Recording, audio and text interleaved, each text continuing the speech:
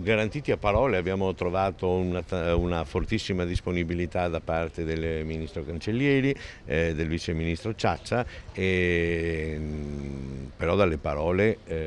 servono i fatti. Io sono convinto che alla fine funziona il buon senso e sono convinto che queste persone abbiano buon senso. Io credo che la linea maestra sia quella dell'emendamento al Senato e anche tenendo conto, io mi rendo conto che attorno alla protezione civile